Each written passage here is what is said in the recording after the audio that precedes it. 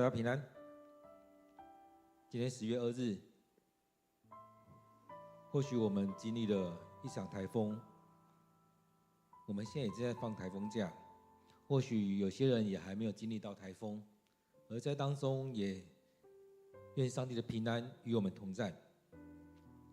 而在当中也让我们每天来到主的面前，一起来敬拜，一起来领受。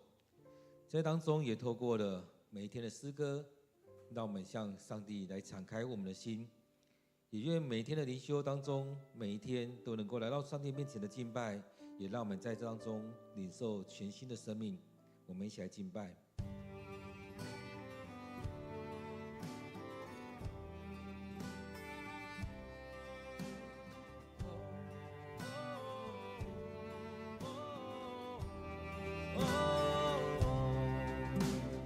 放下一切忧伤和羞愧，放下一切痛苦和缠累，主我来到你施恩座前。放下一切忧伤和痛悔，放下一切重担和忧虑，紧紧抓住你唯一的主，盼望在于你，恩典在于你，全新的生命在于你，盼望在于你，恩典在于你，全新的生命在于你，旧事已过，都变成新，我已被救赎，旧事已过，都变成新，我已被救赎。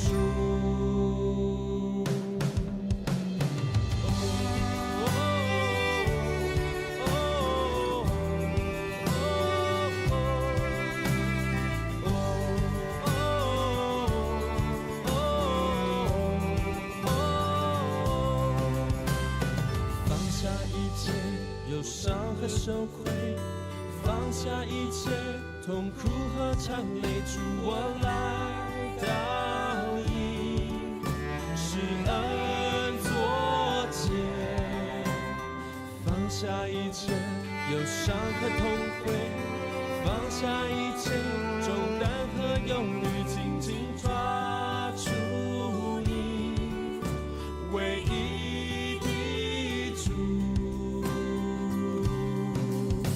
盼望在于你，恩典在于你，全新的生命在于你，盼望在于你，恩典在于你，全新的生命在于你，盼望恩典全新的生命在于你，盼望恩典全新的生命在于你，旧事已过，都变成新，我已被救赎，旧事已过，都变成新，我已被救赎，旧事已过，变成新，我已被救赎，旧事已过，变成新，我已被救赎，旧事已过，都变成新，我已被救赎，旧事已过，都变成新，我已被救赎。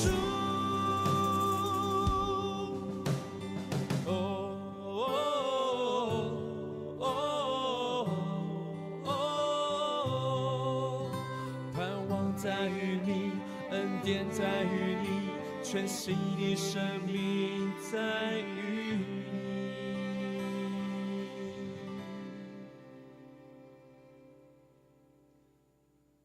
主，我们感谢你，让我们得着了全新的生命。当我们来到你面前，你呼召我们，让我们被你拣选，让我们得着你的恩典与祝福。亲爱的主，当我们来到你面前，也让我们每次都能够生命得着的更新。主啊，恳求你带领我们，让我们生命在于你，让我们恩典在于你，那么一切都知道从你而来。主啊，主啊，我们知道这一切都是你所赏赐的。然而也在当中，我们也常常跟那何西阿的太太一样，认为这一切是来自这一切的世上，而是这物质的一切。主啊，让我们转目来归向你。主啊，帮助我们，让我们得着这全新的生命，也让我们回转向你。感谢主，感谢主，让我们透过了何西阿书，让我们透过了上帝你的话语，让我们得着了更新，让我们得着生命的培育。我们要将今天的聚会恭敬的仰望交托在主你手中，感谢赞美你。我们将祷告祈求都奉靠主耶稣的名，阿们。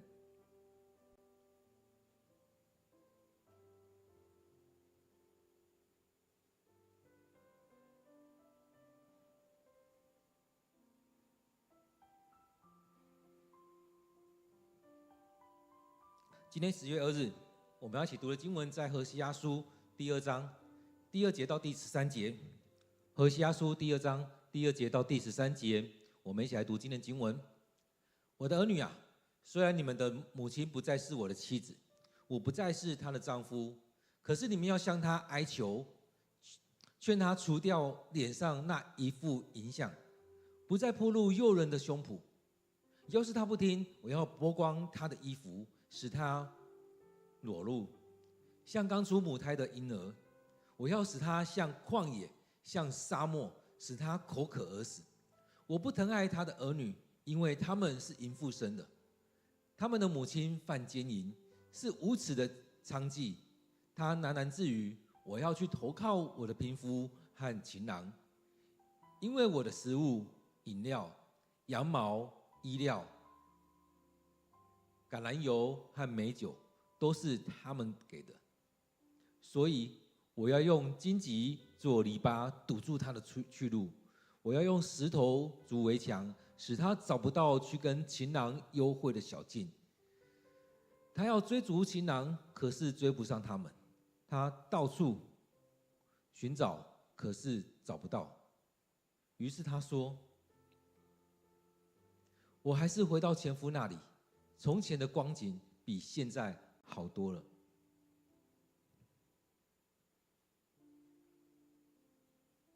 他不承认给他五谷、美酒和橄榄油的是我，其实连他献给巴力神明的金银也是我给的。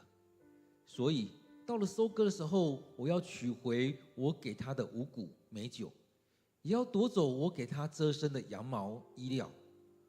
我要在他情郎面前剥光他的衣服，没有人能使他从我手中脱身。我要停止他一切的狂欢，禁止他的年节、月祭、安息日和其他的宗教盛会。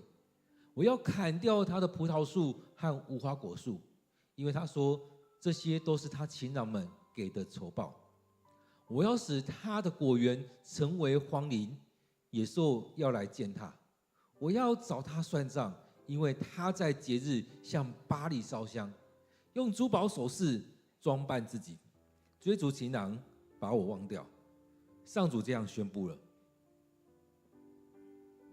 今天的经文在何西阿书第2章第2节到第13节，让我们再有点时间来读今天的经文，来默想今天的经文。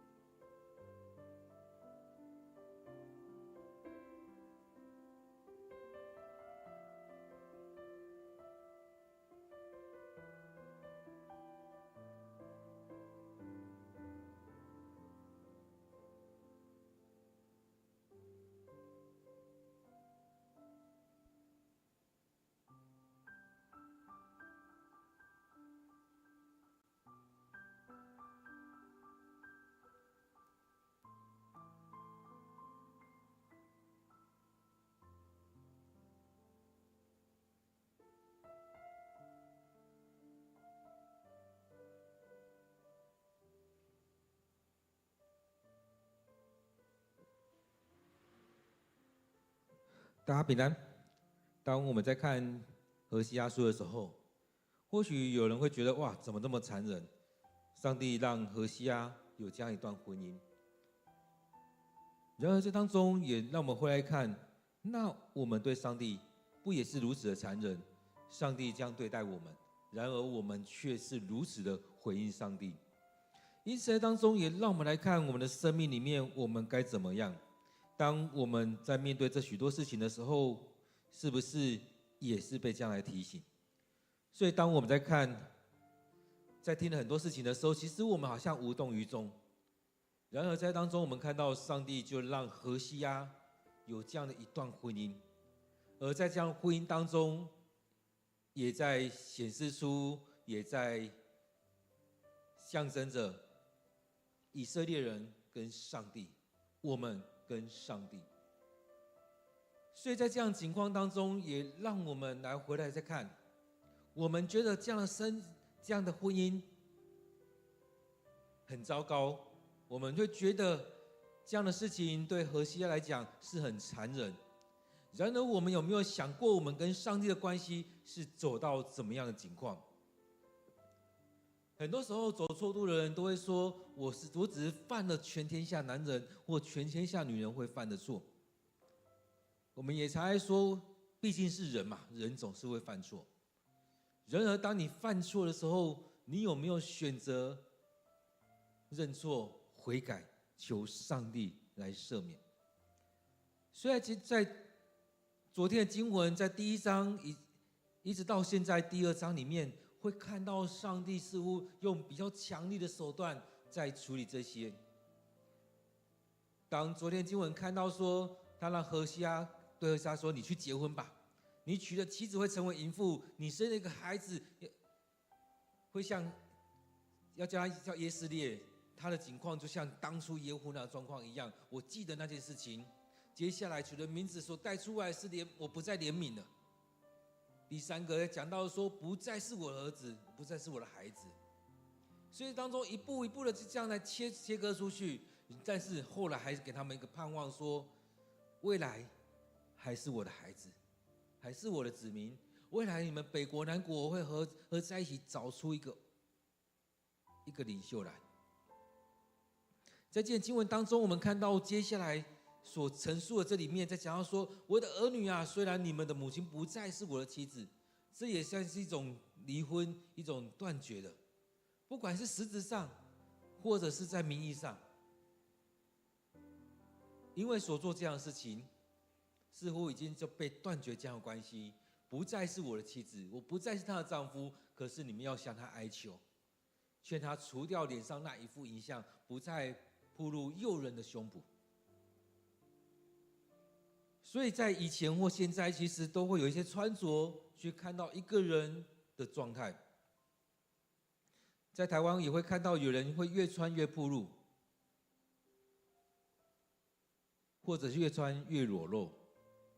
而在当中，我们现在的审美观可能比较不一样，然而在当中还是可以看得出来，某一些穿着是怎么状态。有些人的穿着打扮，你会觉得很好看。他不是暴露，然而在当中，我们也看到，在那种穿着打扮当中，你是做什么样的呈现？所以这边在讲到说一副的影像，也让我们看到，在过去的那个时代当中，你是要去勾引人，还是你要保守你的身体、你的心？所以在这许多的情况当中，让我们去思想。在这许多的装扮里面，究竟我们是在呈现什么样的状态？其实，在装扮当中，在穿着当中，男生跟女生其实也都会有一些，你都可以看到这个人他在呈现什么。我们都说要清洁整齐，但是有时候我们会做到一些不适当的穿着。所以这边讲到说，叫他不要再做某一些诱人的打扮。我们可以让自己好看，我们可以让自己装扮的好看，但是不是要去吸引人、勾引人，不是要去那边做暴露、诱惑人。所以当中我们看到，其实很多教会的教导，也就是让我们来到教会，或许不禁止女生穿裙子，或者是说不要求女性穿裙子。然而在当中，我们看到有些人穿的布料少一点，或许有些教会就可以劝他说，是不是可以穿布料多一点，或者穿个外套，或者是拿块布遮一下，不要让人陷入在那诱惑当中。所以在这里面讲到说，其实在提到这个女人，其实她就是有意去勾引。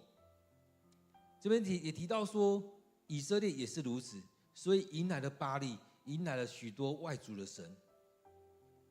所以当中我们看到都是用何西阿以及他太太他们这个家庭他们的婚姻来回来再象征以色列跟上帝的关系，以色列目前的状态。他说：“要是他不听，我要剥光他的衣服，使他裸露，像刚出母胎的婴儿；我要使他像旷野，像沙漠，使他口渴而死，让他缺乏。”所以我们看到，其实以色列也去经历这一些，他们很多的武装也都去剥，他们被掳也都没了，所以当中很多他们就很被扒光的感觉，他们的武装，他们的这些装饰，就连后来我们看到圣殿、耶路撒冷城都被毁了。所以当他们去经历这些的时候，不就像是上帝这边在讲的？要是他不听，我要剥光他的衣服，让他裸露。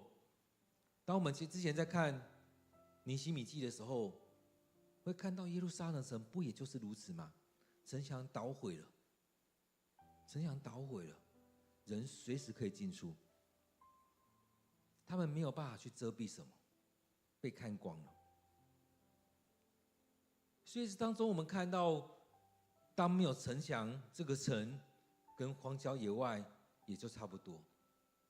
所以他这边说，使他像旷野，像沙漠，使他口渴而死。所以这时候我们看到，确实以色列也去经历这一块，因为他们持续不断的出走，不断的离开。他说：“我不疼爱他的儿女，因为他们是淫妇生的。”所以当中他所应该要保护的，但是他也没有能力去保护，因为他所思想的是那样子。他们的母亲犯奸淫，无耻的娼妓，他喃喃自语：“我要去投靠我的贫妇和情郎。”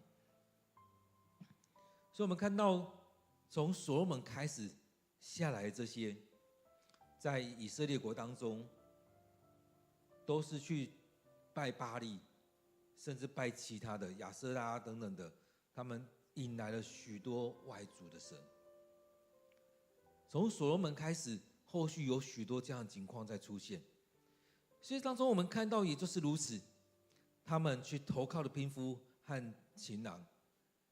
所以他这边在讲到说，我的食物、我的饮料、我的羊毛、衣料、橄榄油、美酒，也就是我生活所需的这一切，都是他们给的。我们所需的这一切都是他们给的。当我寒冷的时候，我要身上穿的衣服也是他们给的。当我要做买卖的时候，这些材料也是他们给的。当我要保养身体，当我要献祭，当我要做许多这样宗教仪式的时候，这些东西也是他们给的。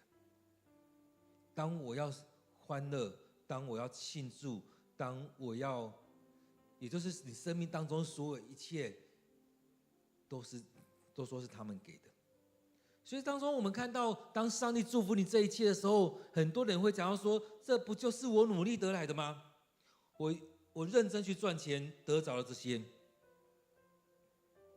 其实上帝赐给我们这一切，但是我们却用这一些去拜别的神，去做其他的事情，去追求许多我们要追求的，而把上帝遗忘了。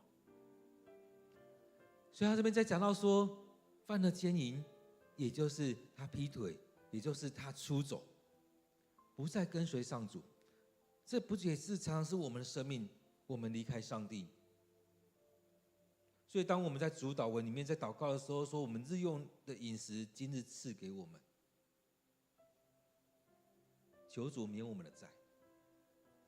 所以当中我们看到，当我们来到主面前的时候，我们要感谢上帝赐下这所有一切我们每天所需要的，不管是我们日用的饮食，或我们生活当中所需的，我们都感谢上帝。在这边讲到说，这些你从这当中去领受，但是你却不知道要向上帝感谢。所以当我们每次聚集的时候，我们就是要开口来敬拜、来赞美、来感谢。当我们不断的敬拜、不断的感谢、不断的去经历上帝的恩典，才会去记得这些是上帝所赏赐的。然而当我们转目离开的时候，我们常会觉得这是我应得的，这是我努力得来的，这是什么样来的？所以我们常常会失焦，会看错位置。所以上帝这边在讲到说，我要堵住他，不再让他去跟这边有私通。或许现在我们会觉得啊，你要怎么挡也挡不住。我们都会觉得啊，现在台湾这么发达，要怎么挡他？就像我现在常会有加入一些青少年的社团，父母在谈他们青少年的事情，他会觉得哎，我们孩子怎么样也无法管教，没有办法去堵住他们要出去的，用了很多强硬的手段，好像也堵不住。然而我们在看这些的时候，也再回来看我们的自己的生命，常常我们也不知道我们在做什么。就像有很多人在当爸妈的时候回来看，在说我也不知道我年少的时候为什么这样做。然而当他结婚了、生孩子了，才开始在觉得为什么我要这样做。以前无法理解父母所说所做的，而在当中也才开始回来在想，哇，原来父母所说所做是如此。因此在当中也让我们回来看，在我们的生命里面，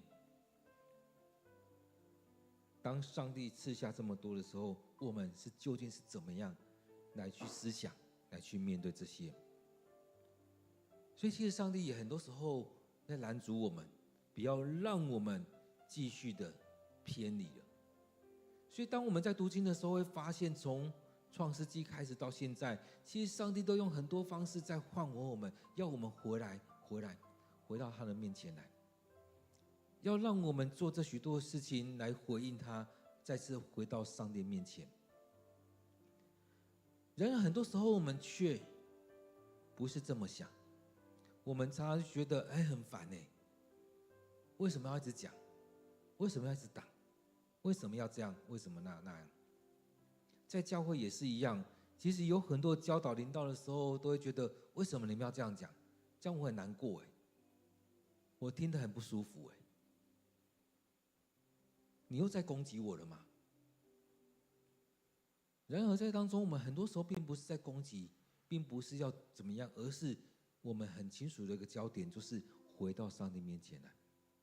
其实我们期望用各种方式来帮助我们弟兄姐妹回到上帝面前来，但是有很多人就会觉得，你为什么要做这种事情？为什么要把门关起来？为什么要把窗关起来？为什么要做这个？为什么要做那个？为什么这也不行，那也不行？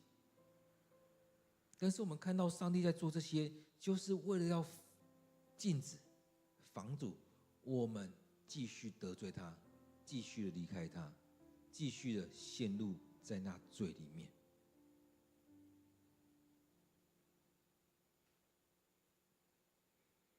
然后这边说，他要追逐情郎，可是追不上他们；他到处寻找，可是找不到。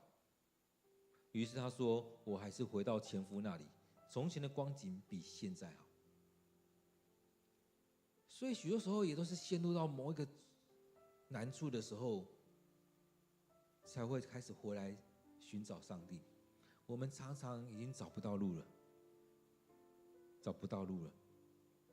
才会开始说：“那不然我再回来找上帝吧。”其实我们也可以遇到很多人是这样子，真的在外面绕了好几圈，已经找不到，已经没有路了，只好回来说：“我要寻求，我要寻找上帝。”然而在当中有没有发现那种回来，但是他又努力的在看外面？其实他心不在这里，他的心还是在那当中。所以在当中我们也看到，就像第8节一样，他不承认给他五谷美酒橄榄油的是我，其实连他献给巴力神明的金银也是我给的。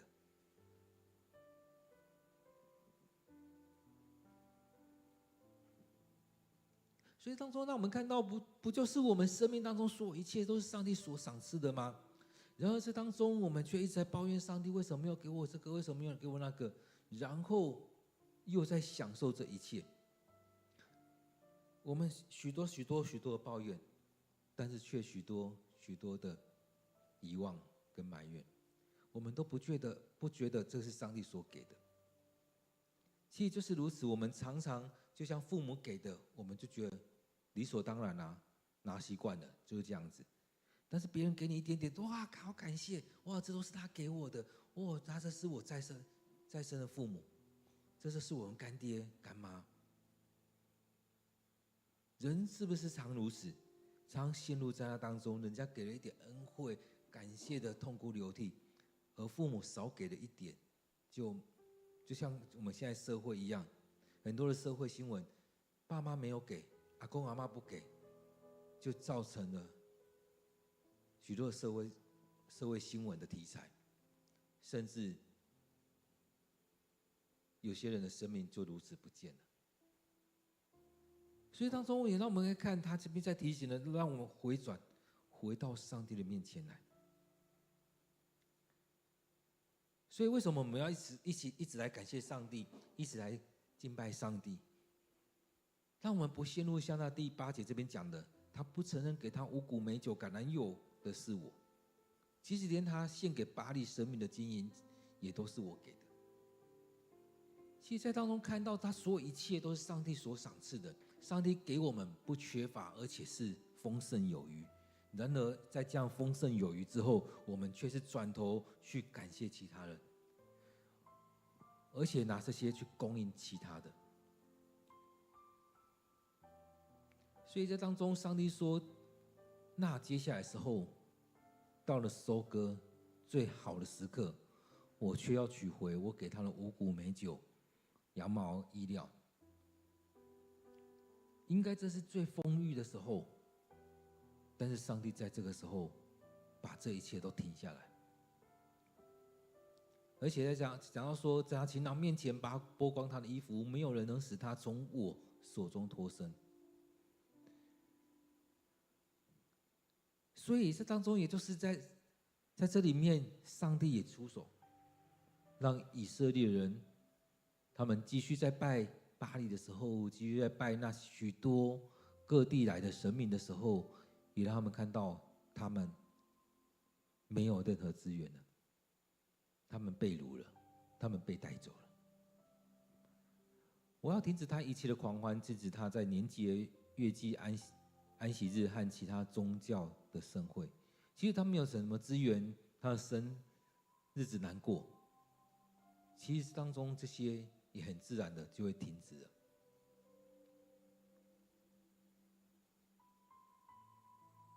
而也让他们看到这些供应的来源。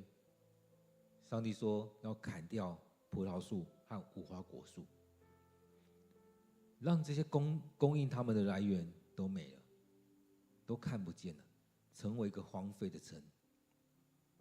我要找他们算账，因为他们在节日向巴力烧香，用珠宝装饰自己，追逐情郎，把我忘掉。上主这样宣布了。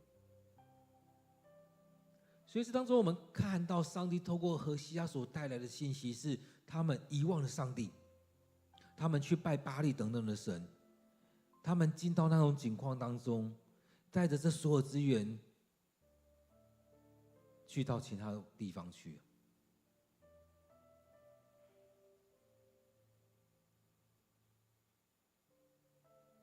所以这类似是以前有些人会讲的吃里扒外。其实当中你领受所好的一切，但是把所有荣耀都归给别人，你在当中享受所有的一切，但是你却去跟随别人。而以色列人我们看到以色列人情况，不也就是如此吗？真的在当中，我们看到上帝透过何西阿他的婚姻所带出来的，真的就是这样子以色列的情况。而当我们在看以色列的情况的时候，是不是也会来看？那这不就也就是我们的生命？我们的生命情况是不是也是如此？在当中，我们也常是这样子陷入在这境况里面。